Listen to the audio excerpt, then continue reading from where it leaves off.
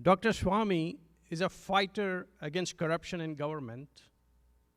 To his considerable credit, he has indicted a sitting cabinet minister and had sent him to jail. It has, I think, never happened in India before. He is strongly engaged in pursuing, in courts, several high-powered entities like the Home Minister, Mr. Chidambaram, even Sonia Gandhi. I mean, it gives me goosebumps, really. This fight takes not only a strong legal mind, which he is, strong and steady organized effort, which it definitely provides, but it takes rare courage.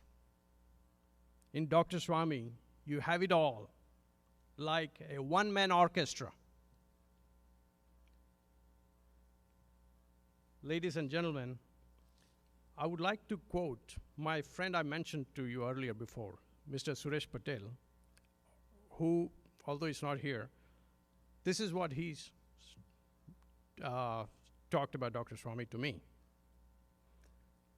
He says, some try to strengthen the roots to save the tree. Others like to work on branches and leaves and hope that the tree will be saved. Dr. Swami nurtures the roots. It is not an ordinary thing.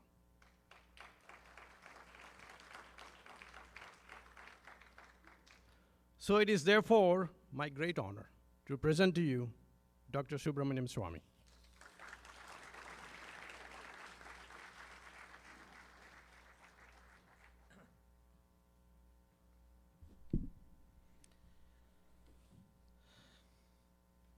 Thank you, Parikh ji, friends of and honorable citizens of Houston City and nearby, some from long distances. It's a pleasure to be here again to speak to you about the burning issue of our country today, corruption. I think the next Lok Sabha elections would be fought on two issues, corruption and national security. And ironically, both are related. I hope to show you the connections that exist between the two. Today, I'll structure my talk on four headings. First is why corruption is bad. Because some people think they can live with corruption, but I would like to explain to you that's burning candles at both ends. Corruption is bad. It signals, it's a cancer which signals ultimately your premature death. Second is, my topic will be, how did it get so extensive in India? Because now the numbers are gigantic. This 2G spectrum, the loss to the nation was $40 billion, which is close to 45% of our GDP. And the bribe paid was a staggering $12 billion. So therefore, and of course it was the 2G, it now turns out is the smaller of the scandals that have taken place. The coal mining scam, that is the handing out of coal mining pits to private interests, that is 3 times that of 2G.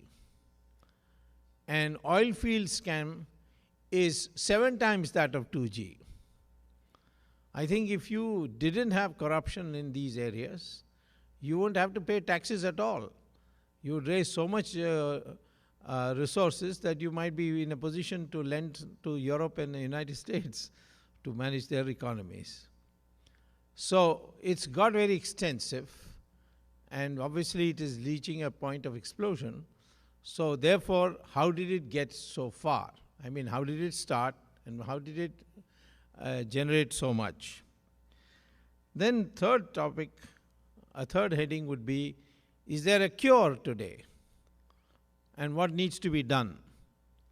And finally, since you are all living in the United States here, you would like to know in what way you can contribute to this struggle, because it is really an international struggle. And I think, therefore, fighting corruption worldwide or fighting corruption in India, they're all part of the same thing. So these four headings I would address my meetings. I believe there'll be questions at the end. And so I'll welcome any of the questions. I would say that those of you who find that I'm not able to or didn't completely answer your questions or didn't answer your question at all, you can all send me an email at swami39@gmail.com, which the sponsors have. I have a website where there are two websites. One where a more sophisticated analysis is there for academic type people, and one which is more for people who want a quick survey of what is going on. The quick survey of what is going on is contained in my party website, janataparty.org, and the more sophisticated analysis will be in something called indiaright.org. So there are, in a case you can't remember these, you just send me an email at swami39@gmail.com. I'd be happy to forward to you the website in reply.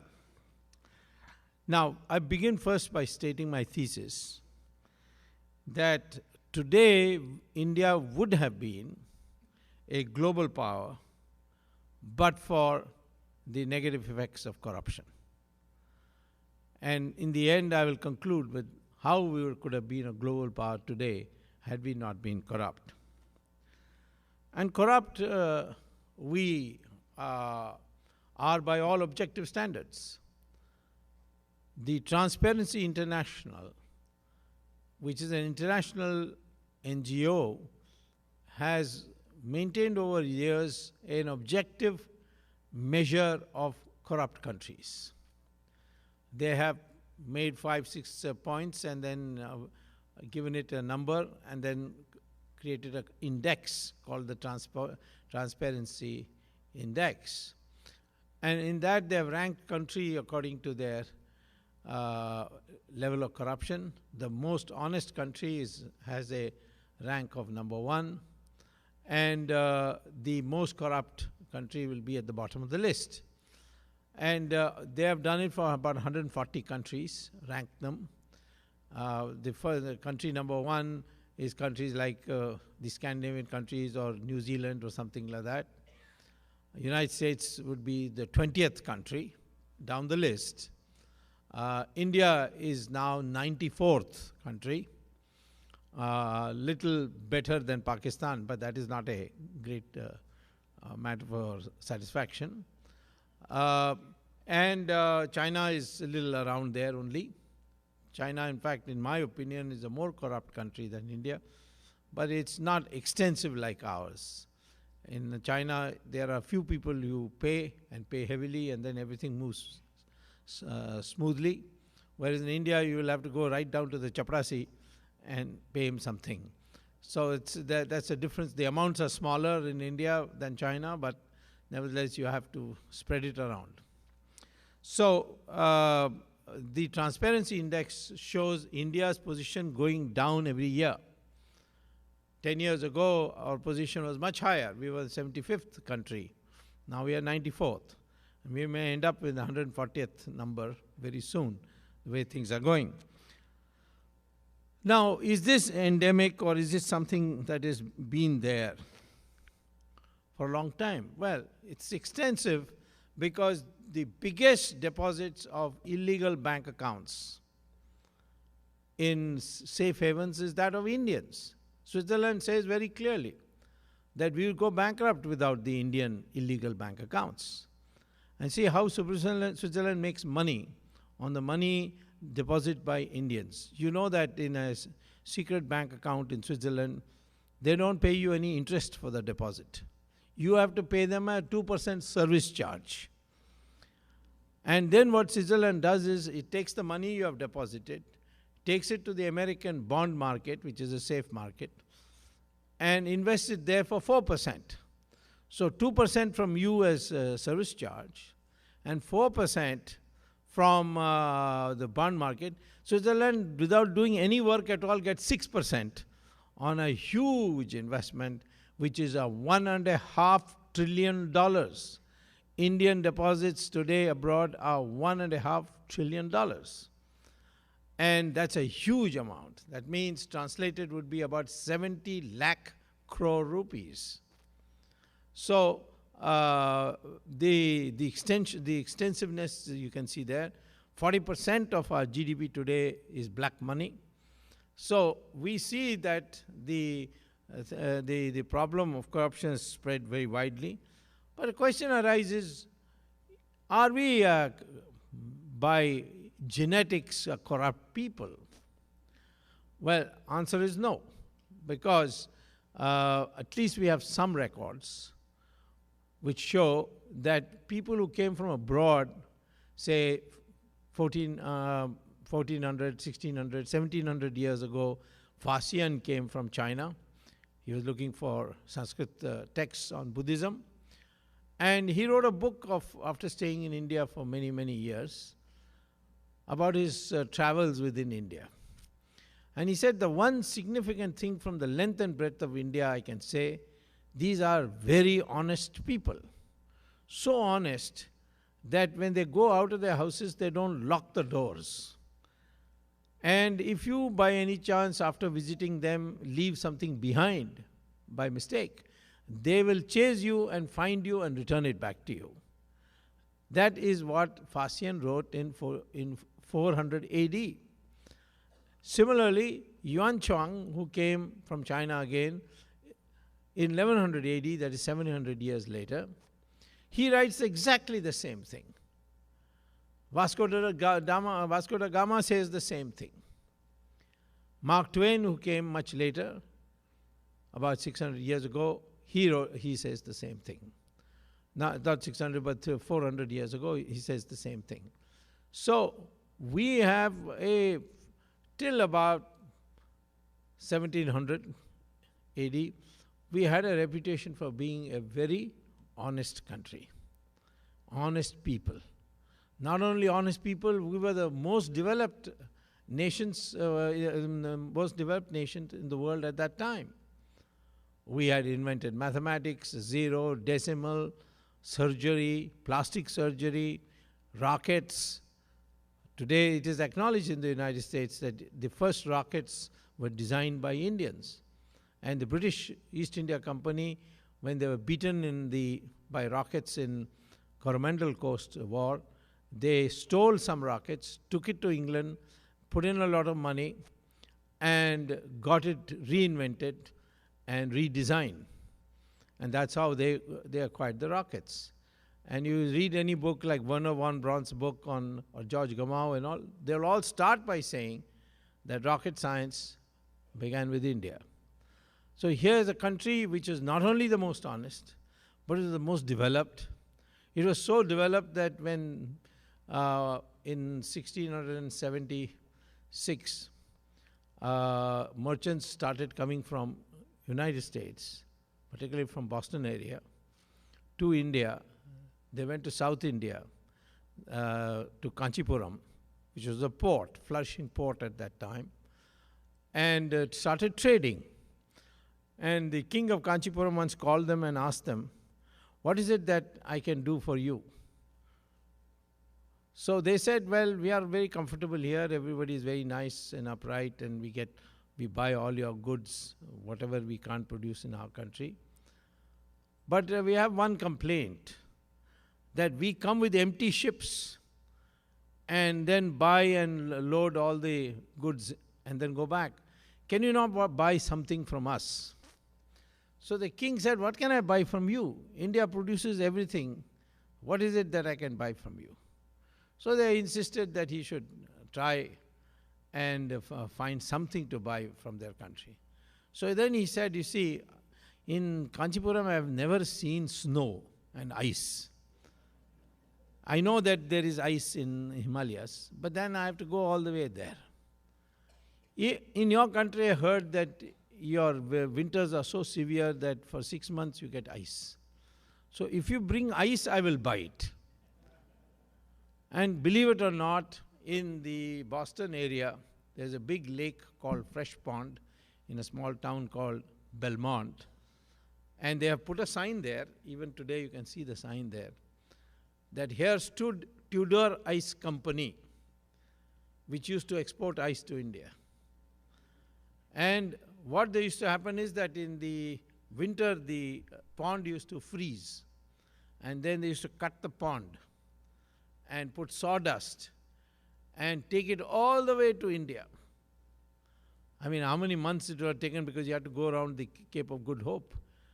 And they maintained the temperature and brought ice and sold it. That was the state in 1676 or thereabouts, between the relationship between India and United States as far as trade is concerned. That advanced we were by then contemporary standards, and honest on top of that.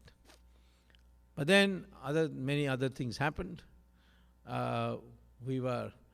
Foreign invaders came, they looted this country, some of them took over the power here, stayed here, and ruled for a long time. And sometimes people say that if you are so good, so honest, so upright, so prosperous, how come you were not able to defeat these foreigners? Of course, in the beginning, there was, our people did defeat the foreigners who came, but our warfare rules were so civilized that ultimately the foreigner understood, and then he started using that to see that we are put at a disadvantage. One rule we had is that no war will start before the sun rises, and no war will continue after the sun sets. So in the morning you start after the sun rises to go and have for a battle, and the night you come back to your tent and go to sleep. And the next morning after your bath and all that, you go back to the battlefield. That was the rule we had. And Muhammad Ghori, after being defeated several times, he realized that the secret is to come at 3 a.m. in the morning when our people, soldiers are getting up and going to the bathroom. That is the time to catch them. And his first victory came, he himself, his own chronicles record that. Similarly, we had another rule that you will not fight in the civilian centers, you will not fight in agricultural lands, you will fight in open Maidan, like Kurukshetra. Or when Ravan wanted to fight with Ram, he came out of his fort. He didn't say, Ram, you come inside the fort and I'll take care of you. But instead he came out, fought in the open Maidan. So he had to fight in the open Maidan. So ultimately when Ghazni came, the first thing he did was destroy the crops. So therefore, and create mayhem and panic by going to civilian areas. And finally, the big mistake that Prithviraj Chauhan made, we had a value system that if you, after losing the battle, you apologized, then we would return everything and send you back with a full goodbye. And I think Prithviraj Chauhan perhaps 16 times, 15 times, people don't know how many times, large number of times he forgave Muhammad Ghori. He should not have forgiven him even once, in my opinion, or at most once. But unfortunately, he forgave him each time.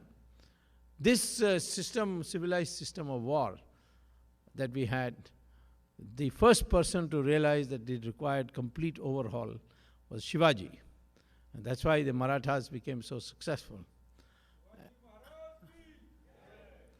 And so I come back to this, that there is no record to show that we were a habitually corrupt nation. This has come in a big way in the recent 2 centuries, and more especially after 1947. So I come to the second question.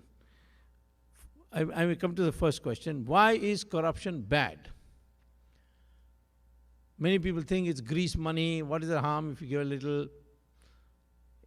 Some people, of course, legitimately say, if I want to buy a house in Delhi without giving money in black, nobody will sell it to me. But that's a short-term situation. I'm not asking you, each one of you, to do something which puts you in an impossible position. We must attack the system. If you want tomorrow this black money in house sales to go, just abolish this stamp duty thing. Much of the reason why people have to pay in black is because of the stamp duties. So therefore, that's the reason. I'm not suggesting therefore that you should not buy a house till people are ready to accept in checks fully. But I would say that we should look for a cure by which people don't have to pay in black money. The real problem is this. When you engage in a corrupt act,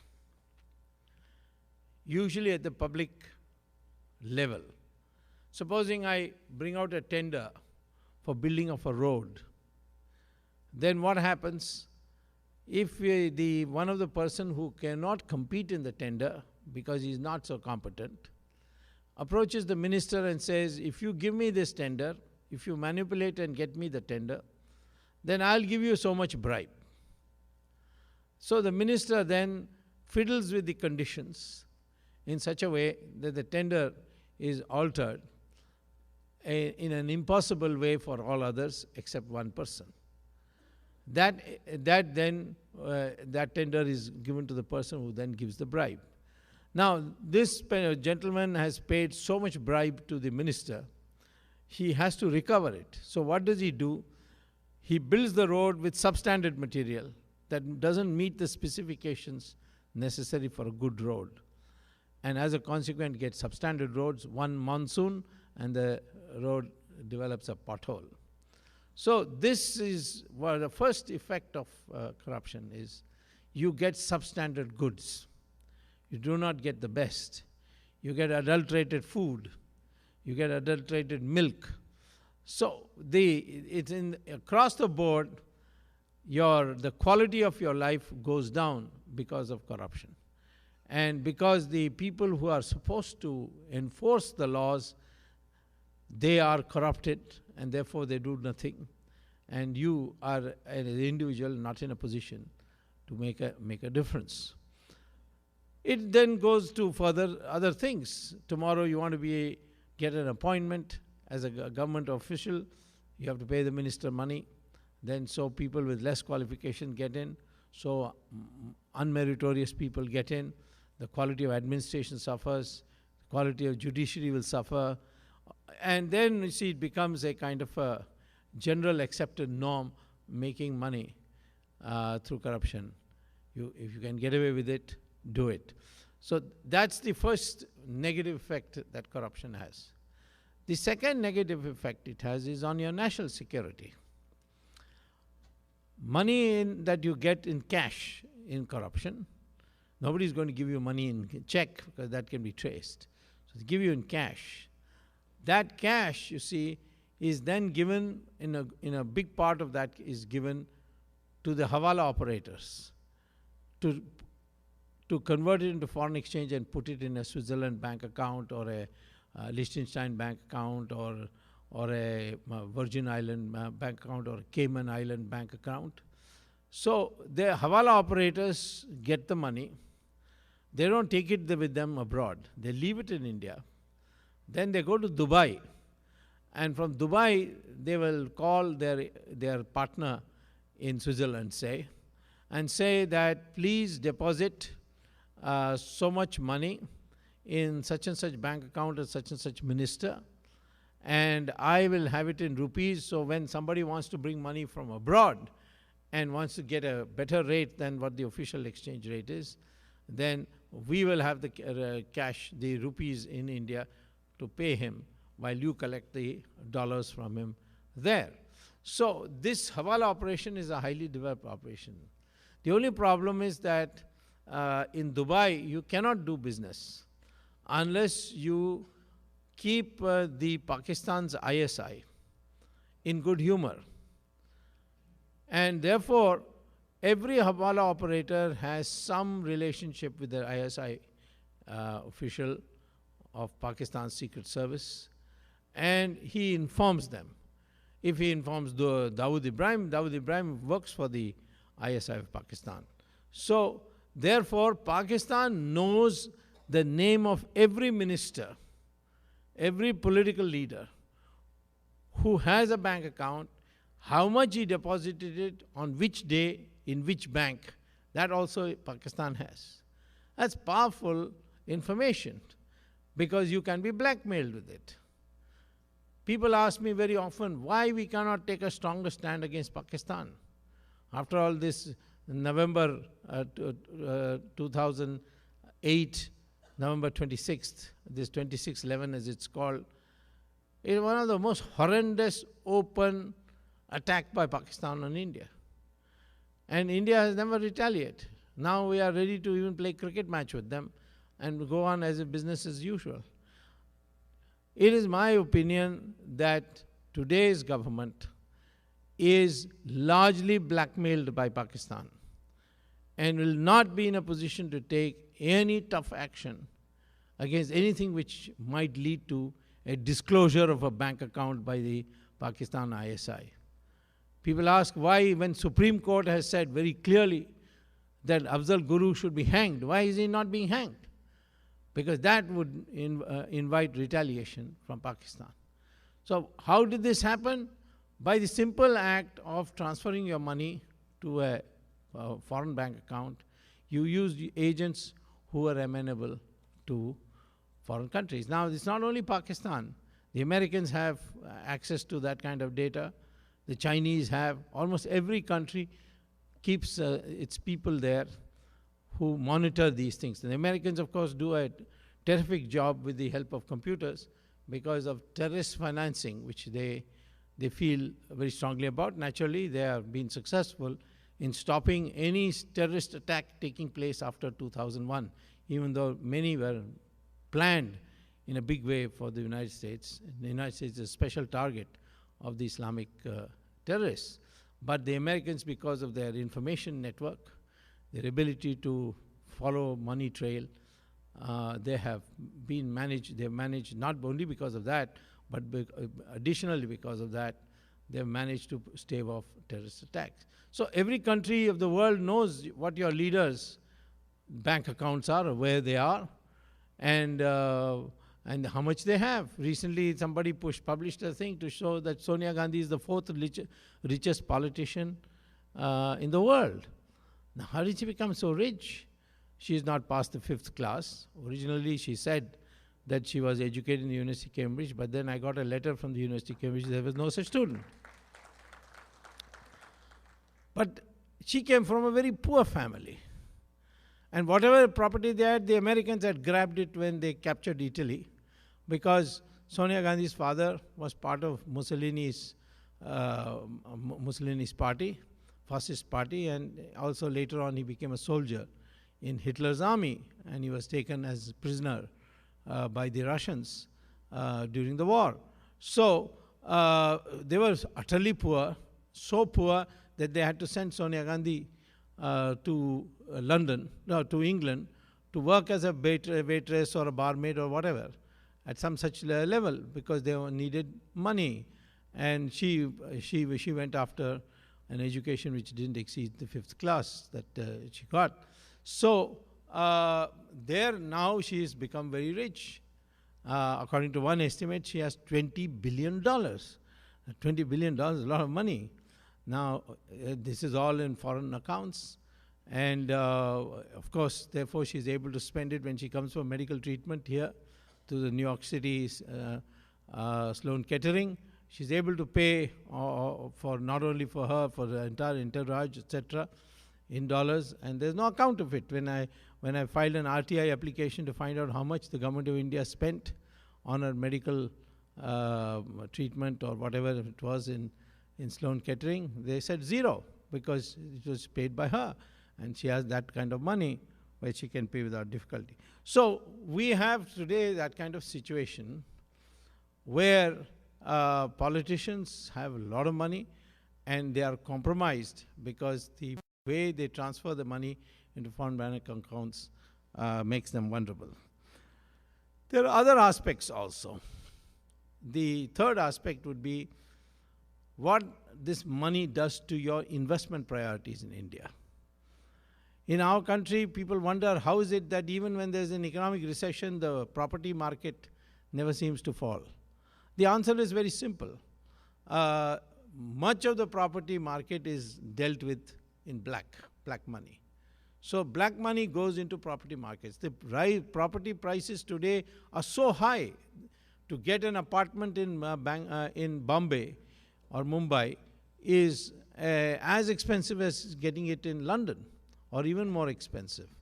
So the property market rates of return are now so high that people who are making investment in making cloth for the people or shoes for the people, they say, why should we put money into this? We'll put it in property. This is one of the things. Similarly, with much of the money, people buy all kinds of luxury goods for their houses, air conditioners, refrigerators and all. I'm not talking about the usual things that middle class buys. I'm talking about the high class, high quality things that they buy and put it in every room. The amount of money that they spend on luxury goods is a huge amount. And as a consequence, all the luxury goods industries, the rate of return goes up. And when the rate of return goes up, the future investments will pull out from other sectors and saying, why should we earn 5% on our investment when we can earn 25% on luxury goods production? So today, 70% of our investments are directly or indirectly going to produce luxury goods in a country which has, say, 30% people poor, and you have this kind of a lopsided investment priority because of corruption. Today, people complain about food prices. And food prices are going up not because there is a real slump in food production, at least not in that ratio. What is happening is that the government has cleared, for some mysterious reason, forward trading in food grains prices. So today what is happening is the farmer is not going to accept a check. He wants cash. So industrialists have got into the agricultural market. They go to the wholesale market and buy up everything that the farmer brings. And then they put it in cold storages and so on, and create an artificial shortage in the country. And the food prices shoot up.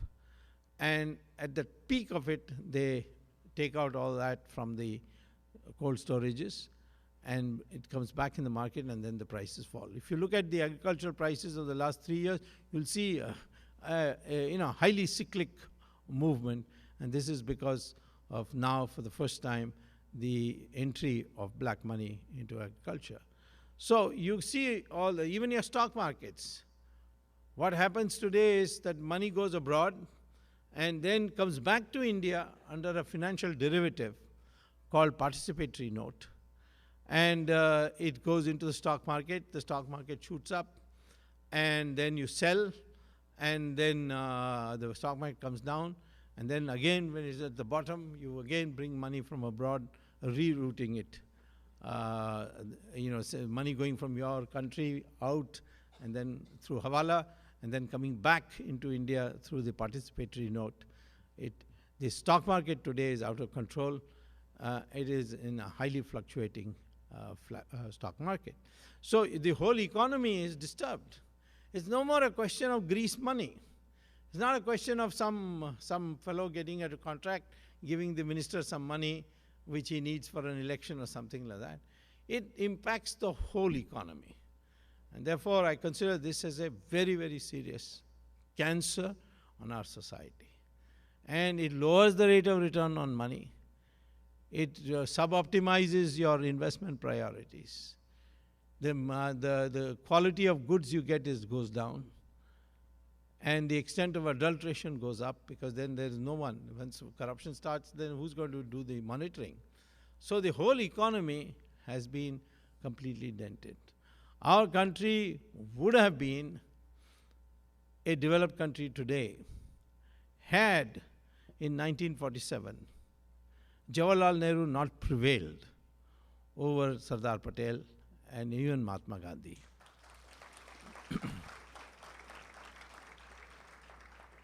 See, both Mahatma Gandhi and Sardar Patel wanted a market system. They didn't want the government to get into business, into economic activities. They wanted the government to maintain law and order and do other things to make society more livable.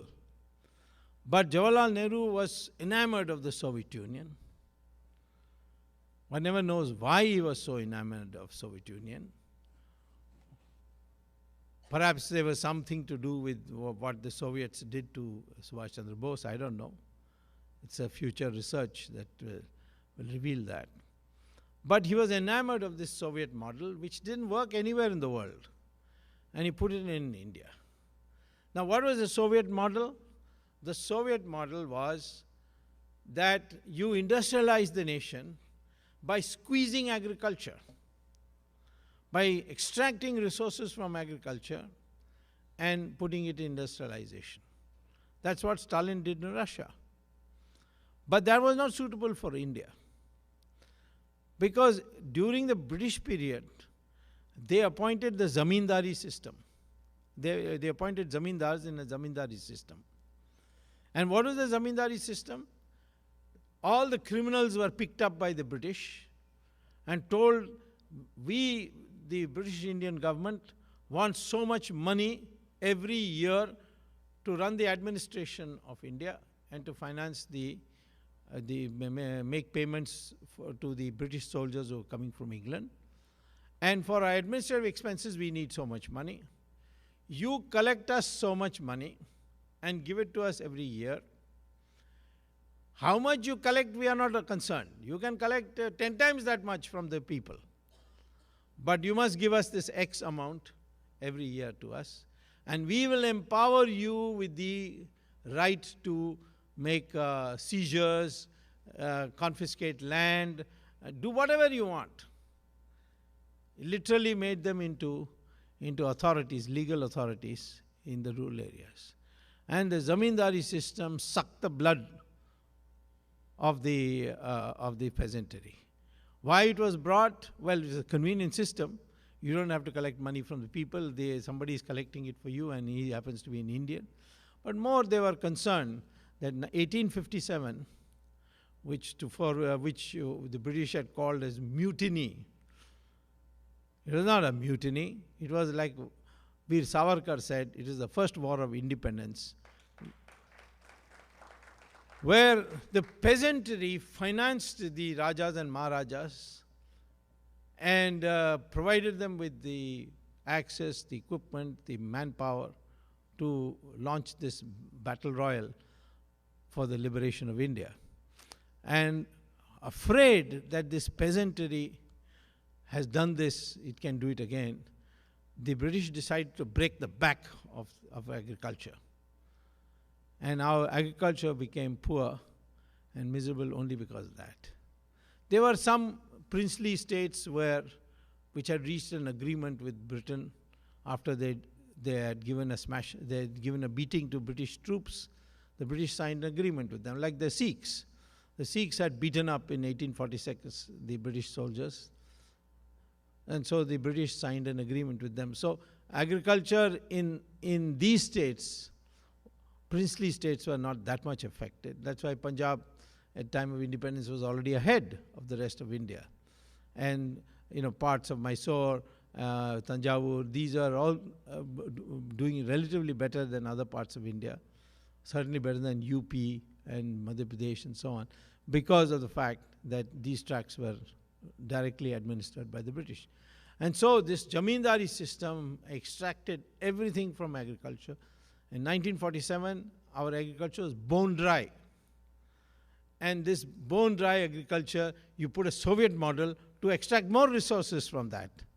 It shows how unreal and out of touch with India Jawaharlal Nehru was. And this model then had an additional feature, which was even worse, which was that all transactions will be dominated by the state government, by the government, and it will be done through licenses and quotas. These licenses and quotas were to be given by the government for anyone wanting to do any economic activity. And ultimately what happened is a new class of touts came in, and these licenses and quotas began to be sold in the black market. And that's how the process of black money started in India. The licenses and quotas. The Soviet model was a failure, we all know. The best example of that is the comparison between East Germany and West Germany. They were one country till 1945. Germany lost the war. Then the Allies broke Germany into two countries, East Germany and West Germany. West Germany adopted democracy, market economy. East Germany, under Soviet influence, adopted the Soviet model. In 1990, both East Germany and West Germany became one again after the break of the Berlin Wall. And then the world saw the huge difference between East Germany and West Germany. Even today you can go and see. East Germany is far behind East Germany. That is almost like a laboratory test, because the Germans were one people, one history, one background, equally destroyed in World War II. And you see, by 1990, West Germany has become a developed country, and East Germany is far behind. And because the Soviet model did not produce any results. It didn't produce in North Korea compared to South Korea. It didn't produce for China before economic reform, and after economic reform you can see the difference. And ultimately, it didn't do it for Soviet Union, which invented the model. Namboodiripad used to jokingly tell me very often, when the Soviet Union, in its heydays of the Soviet Union, do you know, he said, Mr. Swami, there is no inflation in Soviet Union, there is no poverty in Soviet Union, there is no unemployment in Soviet Union. In 1991 August, I told him, now there is no Soviet Union also. 16 countries it is broken into: Kazakhstan, Uzbekistan, Lithuania, Georgia, etc., etc. It's broken into 16 countries today. And we see how far behind the Soviet Union really was. So this Soviet model not only ruined our economic development. We had a food crisis in 1965, we had a foreign crisis. And it's only after 1990, when Narasimha Rao asked me to prepare the blueprints for economic reforms, and his finance minister implemented it, Mr. Manmohan Singh, and an economic revolution came to our country, growth rates increased. So during this period, enormous corruption had taken place by the sale of licenses and so on. That's how it started. But now it is continuing even after market reforms, because it's continuing in those areas where there is no market principle operating. 2G is what? There was no auction of the licenses. What was done is that Raja decided that he will allot license on what he calls as first come, first served principle. Those who come first to him will get the license first. I mean, it's a very strange way. Raja was asked, on what basis are you doing first come, first served? He said, in cinema tickets also, those who come first will get the cinema ticket. So why not here also? But it was actually a device for his favorites to get the license. And people who had access to him came and on the day appointed when we were to come and be first in the line or first in the queue, some people are already sitting in his office collecting the license. And he fixed, and the price of that spectrum was fixed not at the market price of 2008, but the market price of 2001. That was fixed by Chidambaram, because he was finance minister, and he was responsible for fixing the spectrum price. Today, he has now again been appointed chairman of the group of ministers to determine the spectrum price for 3G. So at that time also he was solely responsible. And he contributed the price fixing at 2001, and Raja in this first come first served basis. And there was a huge difference between the prices of 2001 and price of 2008. Because in 2001, the number of mobile sets was only 40 million. In 2008, it is 700 million mobile sets in India. So a huge market, big demand, and the price was 10 times. 2001 price was 10 times price of 2001. Raja also said, no, if I give spectrum prices cheaply, then tariffs will also be low. Yes, provided you didn't allow these people to sell the licenses. So many of the companies which got the licenses at a low price of 2001 sold it to foreign companies at 8 times the price. Some of them sold part of the licenses. That is, they gave a share of use of licenses. Like Tata sold to Docomo, or somebody sold to Sistema, somebody sold to Vodafone. But two companies which had nothing to do with telecom, Swan Telecom and Unitech, both property companies. They were not telecom companies, they were property companies, real estate companies. And they sold it to Etisalat and to Telenor at 8 times the price. And without doing any work, they got 8 times the price they paid to the government of India. So imagine the huge profit they would have made. A total loss to the nation. Had the nation used the market force, namely the auctioning, then India would have got, the Indian government would have got $40 billion more than what it got. What it got was hardly $3 billion. But they would have got $40 billion. And this $40 billion you could have got just by auctioning it. And after all, there was an auction, but it was a private auction. That is, those who got the license from the government, they sold it at market prices to foreign companies. So I went to the Supreme Court. Of course, I went first to the High Court. High Court said, no, how can we cancel the licenses? So High Court rejected my petition. That time everybody said, oh, what the Swami was saying this and Swami was saying that. And the High Court is dismissed it. Went to High Court, the Supreme Court. Argued, Supreme Court cancelled all the licenses and said, order auction. Now auctions will start in August. And you know, with the new market price of 2012, you know what? How much government is going to get in revenue? It is going to get 7 lakh crore rupees in new revenue. Our total tax bill is 5 lakh rupees, 5 lakh crore rupees. I mean, the tax revenue that government gets total is 5 lakhs. And one auction, and that too of 2G. There's 3G left, there's 4G left, all that is to be auctioned. But in one 2G you're going to get 7 lakh rupees, 7 lakh crore rupees. Same thing with auctioning. So after the economic reform, the reform has been more deregulation. It has not been the open acceptance of the market principle.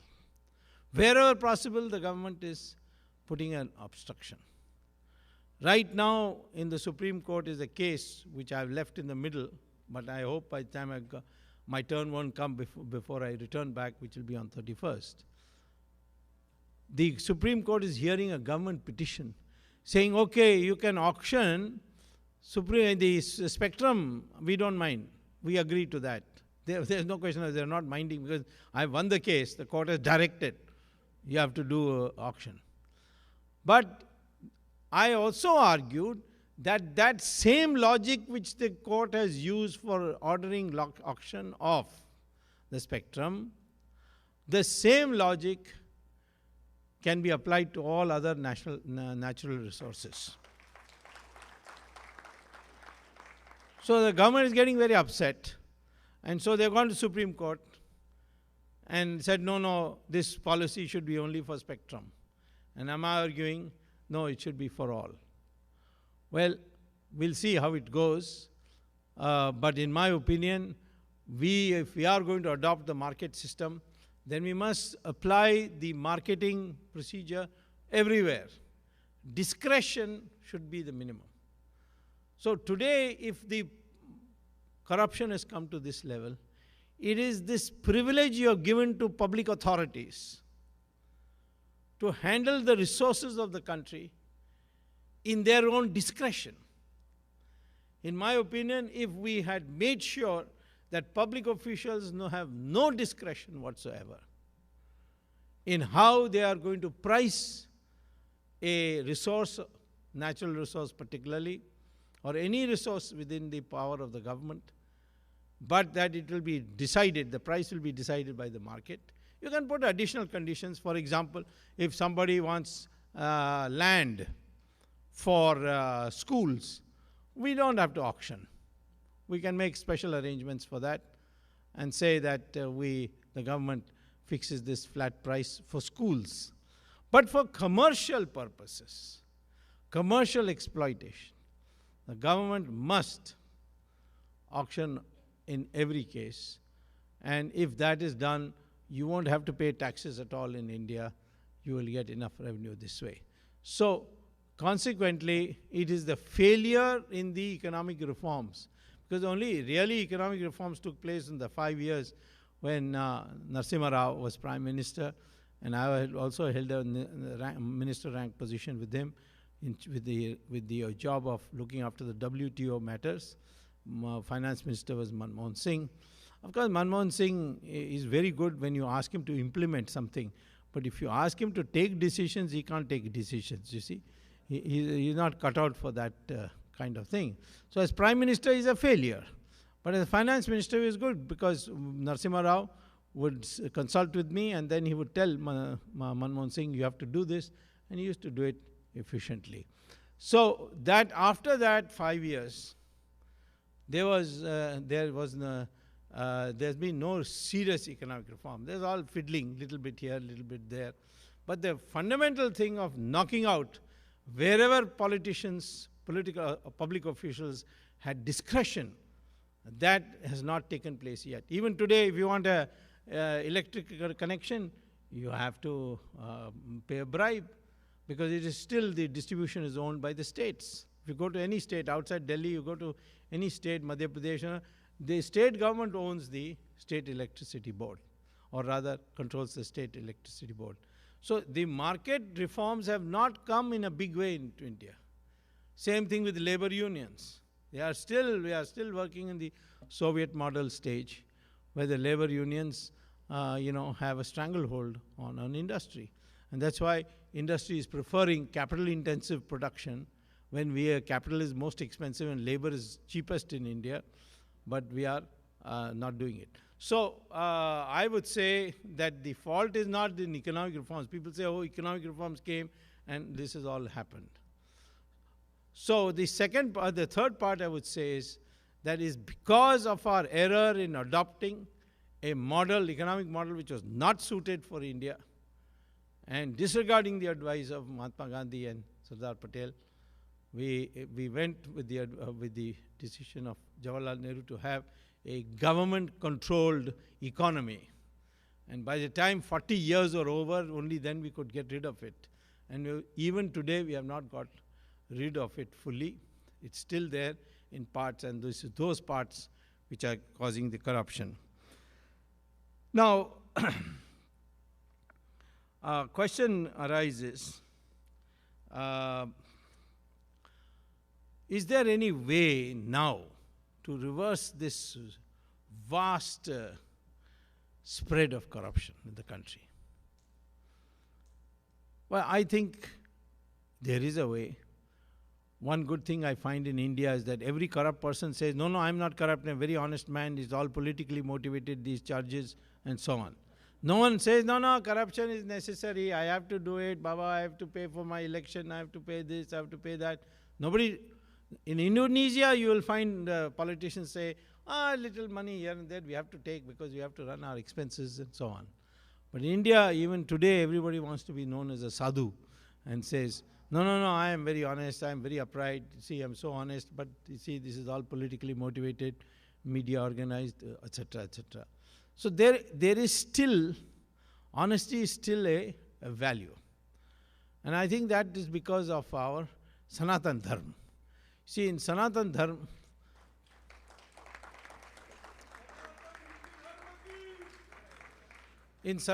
you see, we divided society not on the basis of money. In America, if you are a rich man, you have social status. And there's no other real criteria. I mean, there may be some here and there in small pockets. But generally, the society values the wealthy. Because this is a materialistic society. And India is not like that. And this occurred to me first time when I came as a student to get my PhD at Harvard. And my classmate, an American, asked me, can you explain to me why Indians followed Mahatma Gandhi? So I said, why? What is wrong with Mahatma Gandhi that you think we should not have followed him? He said, no, he doesn't wear clothes properly.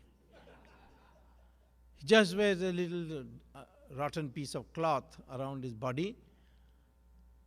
In our country, a leader must be very well dressed. He must have suit, boot, his shoes must be shining. Only then. And when I started thinking about it, I said, yes, even their dharma gurus, the Pope, for example, he has satin gown, diamond necklace, ruby necklace, sapphire necklace. His cap is full of jewels. Whereas our sadhus only wear bhagwa. Take Baba Ramdev, he may have 1,000 crores with him, but he wears bhagwa. It's only partially covered body. So this simplicity, sacrifice, has been a value. And if you look at the original concept of Varna, which is now degenerated into birth-based, originally, what do you find? You find that at the top was the person who had learning and nothing else. The Brahmin, for example, did not have wealth, did not have weapons, did not have land. Rishi Bhrigu had said that in society there are 4 sources of power: learning, knowledge, weapons, wealth, land. And he said that they should be distributed. Should not be in the hands of one person. And you found, therefore, the Brahmins had knowledge, but did not have weapons, did not have wealth, did not have weapons, wealth, or land. But he was most highly respected. The king had weapons, but he could not make policy. Policy, he had to go to the Brahmin and get a clearance. People who had wealth, it was nothing wrong with making wealth, but you would be judged by how much philanthropy you do. The more you give after meeting your basic needs, then only you get social status. And those who had land would be the same. There was, of course, a section whom were cut out and what came to be known as untouchables, but their children were not untouchables. Valmiki's parents were Dalit parents, but he became a Maharishi and wrote the Ramayana. Similarly, Vedavyasa, who wrote the Mahabharata, his mother was a fisherwoman. Kalidasa, who is the greatest poet he produced, the Maharishi, he was a hunter in the forest. I mean, he used to cut trees, the branches of trees. So, therefore, birth had nothing to do with this structuring. But in our structuring, we never treated money as a decider of social status. And when a society, money becomes the decider of social status, greed will come in. And once greed comes in, then corruption is bound to come. I had a student in IIT, very bright student, whom I had recommended to get into Harvard MBA. His name was Rajat Gupta. And one day I found now he had risen to great heights. And what happened to him? Why did he have to do what he did? It is that greed to be the richest Indian that he did what he did. Namely, trade in information, insider trading, which is a big crime in this country, and justifiably so. I have found that everywhere where people have been corrupt, it is because not there's something genetically wrong with them, but it is desire to be socially important through the power of money. Think that you have money, then you're everything in society. That has to change. I'll say for the long run, if you want to cure corruption in India, you have to see that the old values of simplicity come back. You should venerate knowledge, you should venerate sacrifice, and we are not looking down on making money. Of course, money should be made. You need material prosperity. But you should not become acquisitive. You should not regard that as an end in itself. You should not develop greed. These only is the only religion I know which actually explicitly says this is the Sanatan Dharma, and this is why we were a continuous society and honest. If we were an honest nation so many years ago, it was because we followed Sanatan Dharma. But in the short run, there are ways of fighting corruption. For instance, in the railway reservation, brought in, the credit has to go to Rajiv Gandhi, we brought in computerization. Today there is hardly any corruption in railway reservations. Technology has solved the problem. Similarly, downloading of forms in your house through the computer, or you go to a computer kiosk and get it downloaded. So you don't have to go to the office and give the chaprasi some money and then the boss some money to get you forms, even to get forms. So the technology is doing part of it. The second thing which is very important is that you must catch big people when they engage in corruption, not small people. Small people later on, it will happen automatically. Catch the big fish, the big crocodiles, and put them in jail. And that is what I am doing. I get many phone calls every day.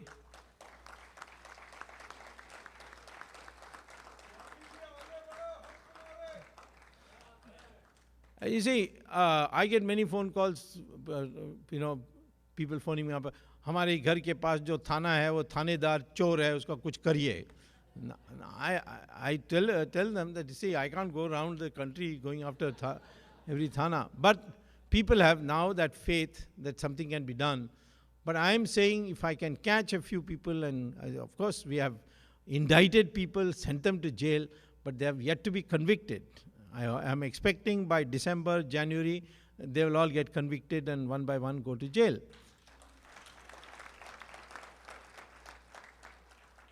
All the cases are very clear-cut. Raja very clearly gave licenses to two non-deserving companies by seating the CEOs of that companies in his room. All this has been proved. All the witnesses, everything is over now. It's only the final stage of the trial is left. And Raja's conviction is certain. Kanimori's thing you may be seeing in the JPC, the CBI has brought out all the payments that have been made. See, many of the payments are made abroad, and then they get transferred from one company to another bank like that. And you have to go through layers and layers. It's not an easy job. There was one lady today when I was having dinner was saying, why haven't you sent this person to jail yet? So I said, well, if we are an African nation, we can send people to jail at our wish. We have a democratic process. It's slow, we can speed it up by reforms and all that. But ultimately we must go through a procedure. And that procedure we have to go no matter what the problem is. I personally believe that the Indian system as it is today can be made to prosecute the corrupt and send them to jail. I have a fundamental disagreement with Anna Hazare on this point. He, or at least his team Anna, so to speak, they make out unless you pass a new law called Jan Lokpal Bill, that law, until that happens, corruption cannot be prosecuted. I don't agree. I am now on the verge of major breakthrough. Chidambaram, who people wanted me to send to jail, I nearly sent him to jail in the trial court. But the trial court judge, you see, poor chap, I have sympathy for him. What did he say? He was obviously under pressure, but he did half my work. I said Chidambaram and Raja decided the price together. So if Raja is in jail, Chidambaram should also be in jail. So the judge said, trial court judge said, that yes, Dr. Swami has proved that Raja and Chidambaram decided the price together. But he did not lead any evidence to show that Chidambaram did it with a criminal intent. Now, yes, it is true that in a murder, you have to show criminal intent, that you were intent on killing somebody. It was not accidentally it happened or something, or you suddenly ran across the road and the car hit him or something like that. So in rape, in murder, you have to show. But not in corruption. Corruption, you have to only show that there's been a national loss, a lack of public interest. Criminal intent is not in the picture. You don't even have to show that the minister received a bribe. All you have to show is that he took a decision which benefited somebody, which was not in the national interest because it caused a loss to the nation. That I've already shown. Licenses have been cancelled as a consequence. So I am surprised the judge didn't know this. Because there are judgments which say that when it comes to corruption, you don't need criminal intent, very specifically. But I suppose, we must recognize that we can't be stronger than our judges. So I've gone in appeal to the Supreme Court. I went for the cancellation of licenses also. The High Court rejected my petition. I went to the Supreme Court. And Supreme Court heard me and reserved the orders. So I'm expecting a decision any day. In the meantime, I've got a new case against Chidambaram. Because he's the most corrupt minister we have. So in the end, I will probably file 19 cases against him. And he may have to go to jail for 150 years. And I wish that he lives up to 150 years. But the fact is that the next case I've taken up is that there was an Indian company called Aircel. And this Indian company, there was a Malaysian company called Maxis, which was partly laundering LTT money. It was owned by Anantha Krishnan in Malaysia, who was of Sri Lankan parentage. He's a Sri Lankan Tamil. And of course, very close association with LTT. And this Maran was the telecom minister. He told the owner of Aircel that Maxis wants to come into India. So you sell your company to him. She said, why should I go sell my company? This is something I have, it's my child, I have reared it and so on, I can't do it. So Maran then put all kinds of restrictions and conditions and fines and so on. So this man's back broke and he agreed that, that he would sell the company to Maxis. But India has a law called on foreign direct investment that no foreign company can invest or buy shares of a company beyond 74%. 26% must be in the hands of an Indian. And that clearance or permission is to be given by Chidambaram. because at that time, because he was finance minister. The finance minister gives that clearance.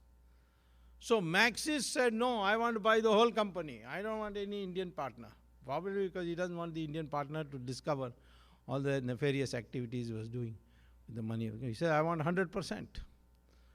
So Chidambaram devised a procedure that Maxis will buy 74% and another company headed by an Indian but 100% financed by Maxis, which will not be made public, will buy the remaining 26%. So therefore, in effect, he is buying 100% because the other company is totally controlled by Maxis, but it is headed by an Indian company, by an Indian. So on that fig leaf, Chidambaram cleared the sale of Aircel to Maxis. So on that, on 3rd, it was to come on 25th, but then I said, I'm in Houston on 26th. How can I be in Parliament, in Supreme Court on 25th? So I asked the judge, can you give me an adjournment? So he's given me till 3rd August. So 3rd August, I'll be arguing, and I hope at that time, CBI inquiry is ordered into Chidambaram. And so if Chidambaram, his road to Tihar is cleared, then the next person I will take up is Sonia Gandhi.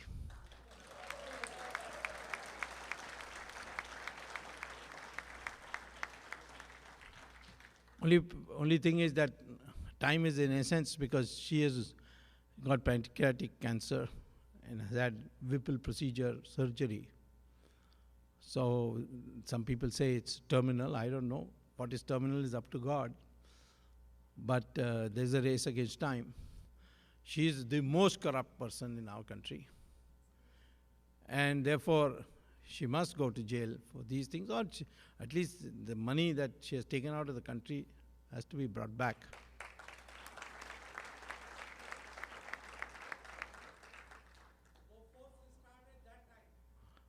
Bofors, I was not there. So it was in the hands of some other people. But this is something that I supervise, and I do it in a totally different way. I first of all make the CBI answerable to the Supreme Court. So there is a court monitoring of the CBI investigation. There was no court monitoring of CBI investigation in Bofors. There, Bofors did whatever their bosses in the Home Ministry told them to do. So they made a mess of the whole thing. But Bofors is not going to be, I mean, when I have a lot of time and I want some target practice, I will take up Bofors again, I can tell you that. But it's not a big thing. That today is gigantic corruption. Let me first finish with that. And then when I have spare time, I'll go after Bofors again. Now, the issue is this, that 70 lakh crore rupees of India is abroad. Can I bring it back? Yes, that is Baba Ramdev's demand. But he doesn't know how to bring it back. That he asked me. I'm working with him.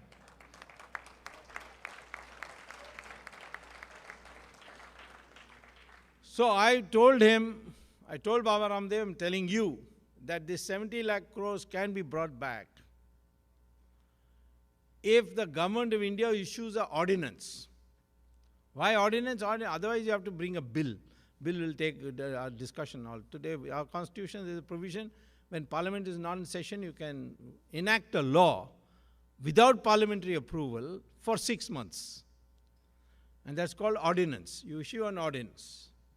You issue an ordinance saying all bank accounts held by Indian passport holders in 70 countries, which are all tax havens, are hereby nationalized. If any of Indian passport holder gives evidence that he has opened it legally, he has put money legally, we will denationalize it for him and return back his account. The remainder is the government of India's property.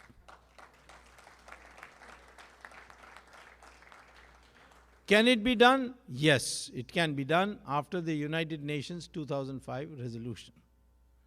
Now, because it's anti-terrorist operations, lots of things are happening. How did Gaddafi's bank account get seized? Not by the government of Libya. There's no government there. Some handful of people wrote a letter to Switzerland and they froze it. Mubarak, same thing happened. Today, the facilities are available by which you can do it. So, can you do it? There's only one catch. You don't, the present government will not do it because it is their bank account, it is there. You see, I give you the example of Germany. They found that their nationals had secret bank account in Liechtenstein. So what they did was, they asked Liechtenstein government, you see, please give us the names of these people. They have committed a crime. So Liechtenstein said, how can we? Ours is secret banking. Our business will be finished if it becomes known that his accounts are no more secret. So then Germany said, I see, is that so? So what they did is they caught hold of the senior-most officer of the Liechtenstein bank and gave him $500 million as a bribe. $500 million. And a guarantee that they will take him abroad and keep him safely somewhere. They said, please give us the details of all illegal bank accounts that is there. Because he won't know who's German, who's not German, so everybody's. So that gentleman put it all in a CD and gave it to the German government and then took the first plane and landed in the United States. There is a extradition trial going on in US and he's being defended. I don't think he will be extradited at all. But Germany then getting the CD, they downloaded it and separated it by nationality of account holders. And they found 24 countries officials had bank accounts in a small place like Liechtenstein. So they wrote to all 24 countries that we have obtained the bank accounts of some of your officials, and if you want the details, we'll be happy to send it to you. 23 countries wrote immediately, please send it to us. One country did not. Bharat Mata ki Jai, yes. That's correct. India did not write. So we had to go to the Supreme Court and say that this is available. 16 names are there, they're all top names, including Pranab Mukherjee's name. And he was finance minister. And these 16 names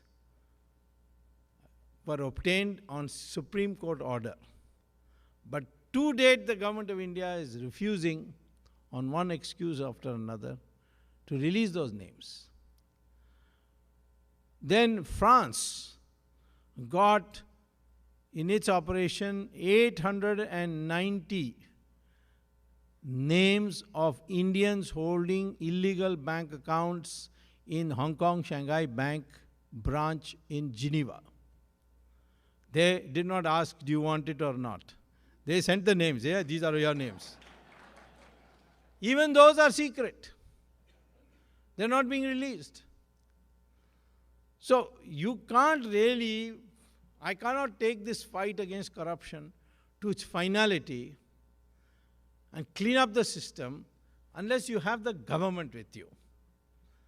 As an individual, I can do only so much. I can demonstrate that the system is capable of cleaning up. I have demonstrated that some people, however big they may be, can be caught. I think I told last time I was here, a complaint I received from the TR jail superintendent. I don't know whether you remember or not. The superintendent of CR jail told a friend of mine, please tell Swami he's sending too many madrasis to jail. So I said, what is wrong with that? I mean, Raja, Kadnimori, the Maran, Chidambaram, like that, you see. I said, what is wrong with that? He said, they come, this poor cook of mine, this Bawarchi, he cannot make masala dosa and idli, and that's all they keep on demanding. So I said, well, tell him to be ready. There will be an Italian lady coming, she will ask for pizzas.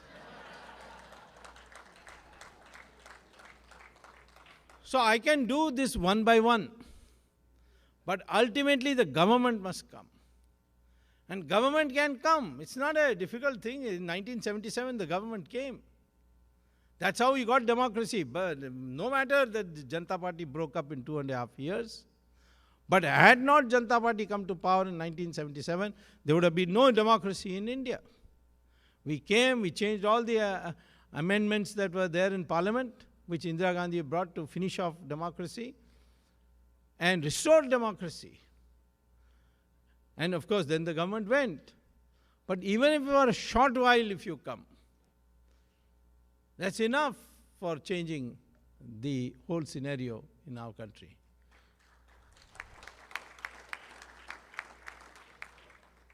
So I would say that I appeal to both, of course, Baba Ramdev is very cooperative. He and I work very closely, consult with each other, and I really admire him, you know. Britain came and looted our country. He went and bought one piece of territory from England. So I asked Baba, you have bought an island near England. Now when are you going to buy England? He said, nahi, samay par sab cheez hoga, he said. I'm also pleased that one Gujarati called Mehta has gone and bought the East India Company. So people said, what is there in East India Company? A lot of property is there, but the symbol that ultimately the Indian has prevailed. You ruled us, but we bought that company. So I would say that today the country is awakened. But it must be transformed into a change in government. People say, everybody is thief and all that. So what? Even if everybody is a thief, keep changing the thieves. Don't keep one thief all the time. And I don't agree that everybody is a thief. I think, you know, if here and there aberrations are there, I would still say that, you know, this turnover of personnel, ministerial personnel, is very, very necessary for functioning of democracy. What can you people do? Well, I think you are living in a country which has enormous information. Somebody asked me in a meeting, I think in New Jersey, tell me one thing I can do. I said, okay, if you want one thing you can do, which I think you can't do, but if you can do, it will be a great thing. I said, you find out how Rahul Gandhi paid his tuition fees in Rollins College in Winter Park near Orlando. He went to some Christian outfit there called Rollins College. And he got, I don't know whether he got a degree or not, because Nehru family, nobody seems to have got a degree. So, but he paid his tuition fees by check, according to me, from a bank in Cayman Island. So, if you can get me proof of that, I'll send him to jail. Next day, he will be sent to jail. Like that, there are so many ministers, their children are getting educated here. Are they paying their own tuition fees? There are people who are buying property here. Sometimes these trials that take place, for instance, this trial of this Liechtenstein man, or that banker who was bribed, I'm told it's throwing up a lot of information, including the names. I have not got any idea whether the Indian names have come out in that or not. But somebody should track that. Some of these young people who are running, who are software engineers, they want to create a website. Excellent idea. This is the area you can assist. This is the area we can't do. I would say in the end, we need, like in America you have, some institute in India which trains investigators, which educates people on how to fight corruption, prepare position papers, have library, invite foreign guests for seminars. But to set up that requires 20 crore rupees. I find that, we Indians are not philanthropic-minded people. But if any of you can get together and give me 20 crores, I'll build an institute for you, which will create new class of investigators and will create a data bank. And I can tell you, India's talent, this CBI, everybody's giving them gali, they've got a lot of talent in them. And when they meet me privately, they cry. They say, hamari bezti ho rahi hai. But the fact is that they are able people, they are not allowed to do their job. You get a government which gives them a free hand. Like in 2G, we got them, the Supreme Court, to say, you will only answer us. You will not talk to any minister. You will take only orders from us. That's why the 2G came this far. Because we didn't allow the CBI to do what it wants. It can have an opinion. On Chidambaram, they say, no, because Chidambaram is the Home Minister. And CBI officers are all IPS. Their career, their confidential records, their promotion, their transfers, everything is controlled by Chidambaram. Now you ask the same CBI officers, catch this man. Naturally, they are reluctant. But they privately tell me that you get Supreme Court to send him to jail. After that, we'll ragado him, don't worry.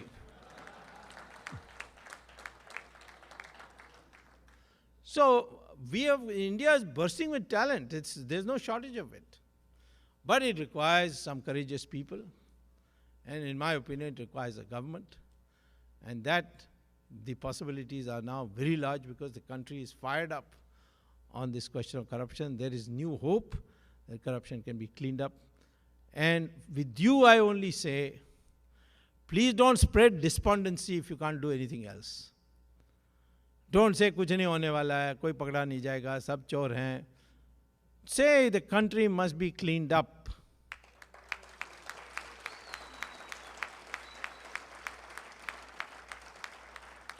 Say that no matter how long it takes, we want it to be cleaned up. Encourage people. Keep going. Not discourage them. Nahi, kuch nahi hone wala, waste of time, nothing happens.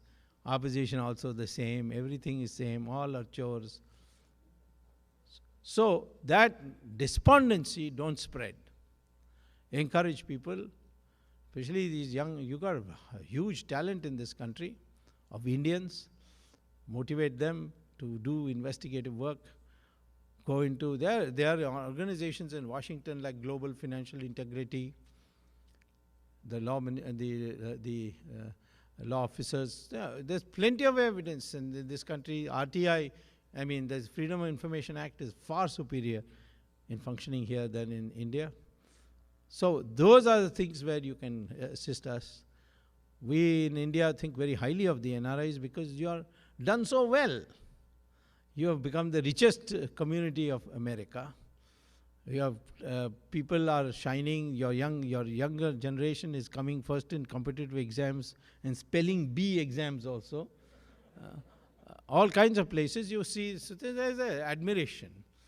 And therefore, like in the emergency, all you people, I remember addressing in Houston, one of the biggest meetings where Iranian students at the time opposing the Shah of Iran were also present. And the Americans who were present in the audience told these Iranians, why can't you be like Indians and fight and organize the way they do? And the emergency was fought when the whole world was saying that a poor country can never fight for a democracy. A poor country did fight and defeated Mrs. Gandhi in the elections.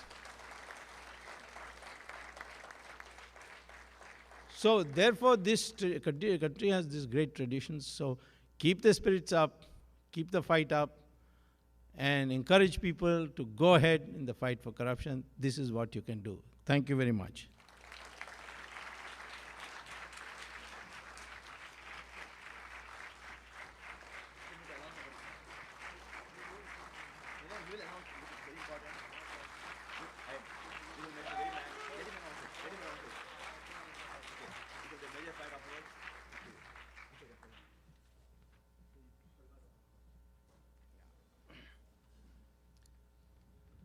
Let me, just before you start. Yeah.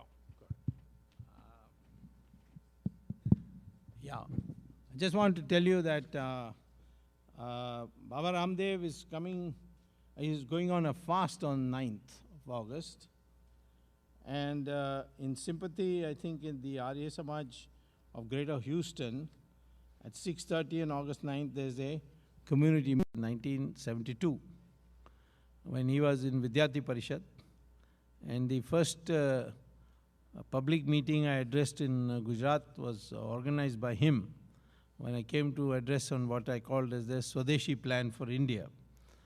Then in the state of the emergency, Gujarat had a Janata Morcha government, and therefore there was Indira Gandhi's writ didn't run there, and so we were free from arrests.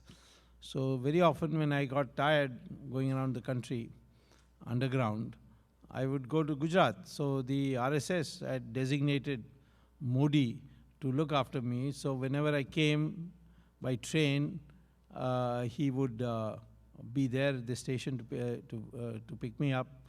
And he, Makaran Desai, and myself spent a lot of time together. So I've known him for a long time, but the friendship was re-established recently when he invited me for breakfast in Gandhinagar, and subsequently I've met in Delhi. And now in this September, I am going to address meetings at 5 places in Gujarat in his support, and therefore I hope that answers your question. I don't think this such a long friendship can change overnight. Of course, I know that the Congress is targeting him, and but there's nothing very much they can do. The question would be about 2014 or 2013, whenever the elections comes. They may come earlier. There is a question of strategy. There are some people like myself who think that corruption and Hindutva are two issues on which the election should be fought. And as far as NDA is concerned, you should tell JDU, tell us how many seats you want to fight, and we give it to them, and he said, you run it on your ideological basis. And the rest of the NDA, that is Janata Party, which is mine, Akali Dal, Shiv Sena, and Republican, and BJP, they're the remaining 5. They will fight together on this, because Akali Dal and Shiv Sena have no difficulty on Hindutva. And I think we should start tell people that this is the time for us to unite. The Hindus are under siege, the Hindus are under attack. Hindus will have to face a major problem when Taliban comes to power in Pakistan. And I think if we do that, probably you will get absolute majority, according to me. But that risk has to be taken. But there are other people who say, no, those days are gone. Now we must fight as NDA, and we must make common minimum program, etc. Modi is unlikely to be the choice of a coalition. Modi's best chance is if we get absolute majority. So it will ultimately depend on the strategy that is adopted at the time of the election. Thank you, Dr. Swami. I'm Dr. Shalaria. I wanted to share a couple of thoughts with you, and probably you can educate me a little, please. The first thing is Nehru Pandit has left 3 legacy. First one was the Kashmir issue, China invasion with Mr. Menon. And the third one, in his first cabinet, there was a Kidwai who has, I think, was heavily involved in corruption, probably 1.5 crore rupees then. The guy didn't do anything. And then comes his grandson, what he did. So I was wondering that his statues and other things could be removed from India after whenever the situation comes right. Other thing is, these 2 people are totally outside of country. Mr. Manmohan Singh was born in Pakistan. Sonia Gandhi was born born in Italy. Then you have, I don't know, Wishy-Washy, this guy from the BJP was born in Karachi. So the point is that these outsiders are running the country, and they are the one who are making whatever the situation is going on at this particular time. And another thing is there is a Azim Premji, the industrialist, is just saying that the country is leaderless at this time. And the last point I wanted to make very clearly is this: look, it's not outsiders' problem. English are gone 60 years ago. This is, we should look our face in the mirror, and we should ask ourselves, what are we supposed to do as a Hindu? If you look at the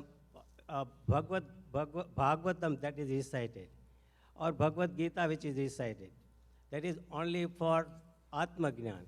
But we are mixing up dharma and vyavahar together. So Hindus are very good at mixing up dharma and vyavahar. So please kindly see that the question is this: that in this particular situation, what Hindus has to be doing. You see, you have 7-8 days, the guy is talking, thousands of people are listening. The guy is so fat. He just keeps talking and talking. All the scriptures are question and answer. It is not just one person is talking. So the question is very simple. That for us, what would be the suggestion that you tell these people who are reciting Bhagavad and other things by themselves for 7 days and not coming to the point of Atmagnan, Dharma, and Vyavahar? Unless that happens, these people are not going to wake up. There is no way they can wake up. Well, I would make one request. Whosoever want to ask question, let it be one question, very brief, so that other people can take part in the question. Sir. Well, this questioner didn't ask me any questions at all. He just made suggestions. So I mean, these are all very interesting suggestions he has made. So I'll think about it, but there's nothing for me to reply to a question just now.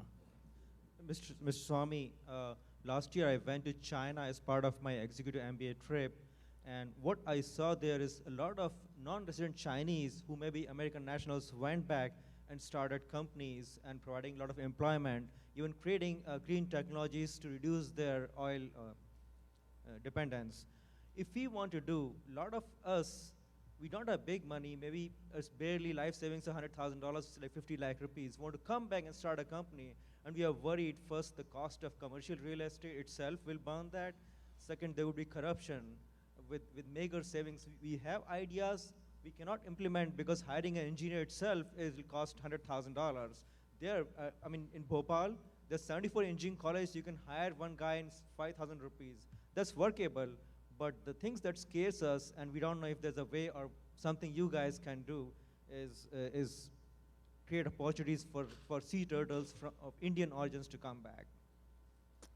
Well, it's a suggestion. I think I went back and nobody even gave me a red carpet to come back. You come back and fight and be a new person there. I don't think we want people who are brought and looked after. We want people who will come as pioneers.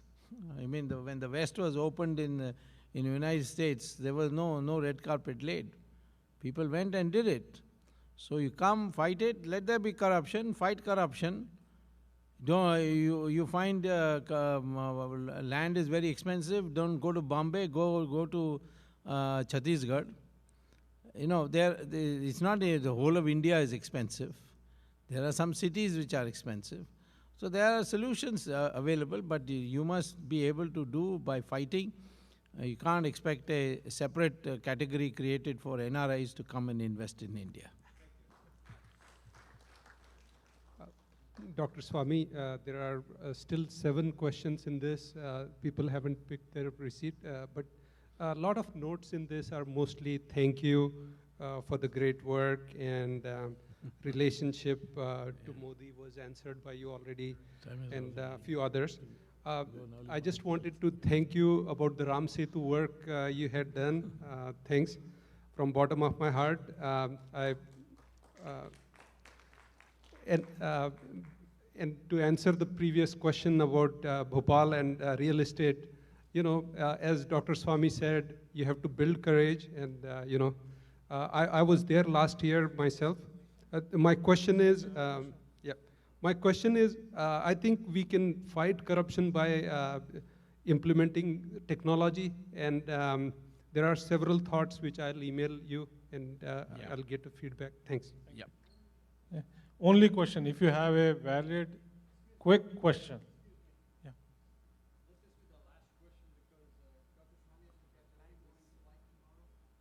Okay. Okay. Yeah, sure. You can reply to him directly. Sure. Dr. Swami, first of all, wishes to you for prosecution of P. Chidambaram.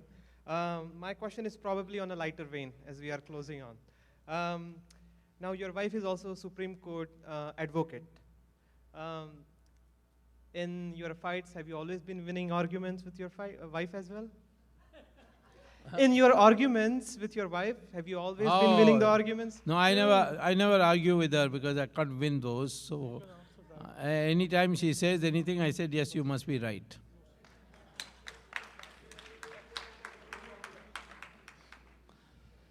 Thank you very much. And she's a girl from Gujarat, so she's quite fierce. These Gujarati women are very tough.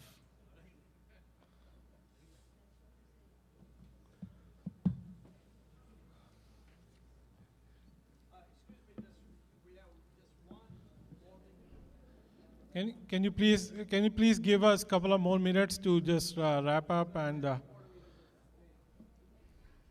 please have a seat. I would really appreciate if you can just sit down for a couple of minutes. I know everybody is anxious to get back, and we would like to close this with a vote of thanks.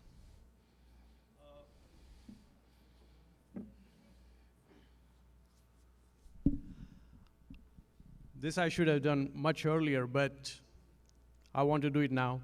The Hindu Mahasabha has decided to award Dr. Swami the title of Dharmavir.